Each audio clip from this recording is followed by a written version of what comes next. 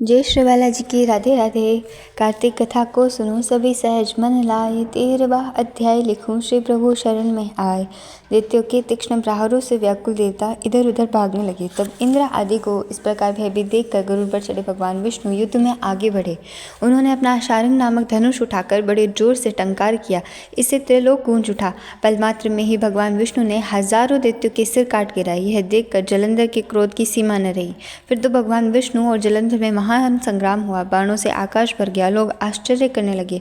भगवान विष्णु ने अपने बाणों के वेग से उस दैत्य की ध्वजा, रथ और धनुष बाण काट डाले तथा एक बाण से उसकी छाती पर प्रहार किया। इससे व्यथित हो उसने अपनी प्रचंड गदा उठाकर गरुड़ के मस्तक पर दे मारी। गरुड़ पृथ्वी पर गिर पड़ा। साथ ही क्रोध से उस दैत्य ने अपने होठ काटे और भगवान विष्णु की छाती में भी तीक्ष्ण बाण मारा। इसके उत्तर में भगवान विष्णु ने उसकी गदा काट दी और अपने शारंग धनुष पर बाण चढ़ाकर उसको बींधना आरंभ किया।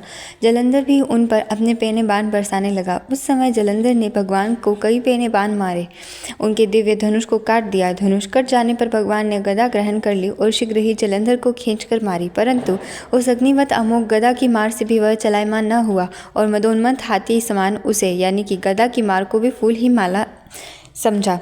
साथ ही उस युद्ध दुर्मद ने अत्यंत ही क्रोधित होकर अग्निमुख त्रिशूल उठाकर भगवान विष्णु पर छोड़ दिया।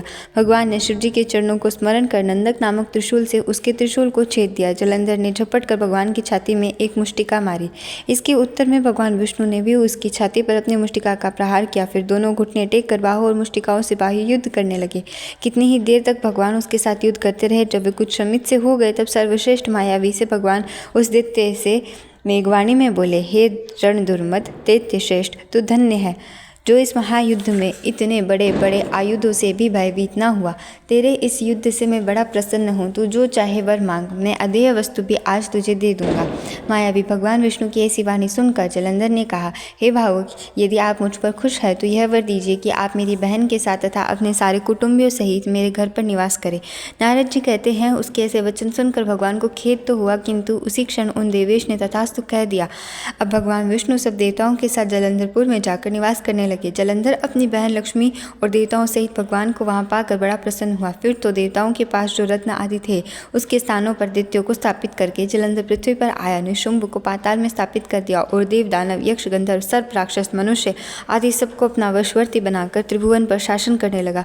उसने धर्मानुसार सुपुत्रों को समाज के प्रजा का पालन किया। उसके धर्मराज्य में सभी सुखी थे। कार्तिक मास का 13वां अध्याय संपूर्ण हुआ। राधे राधे।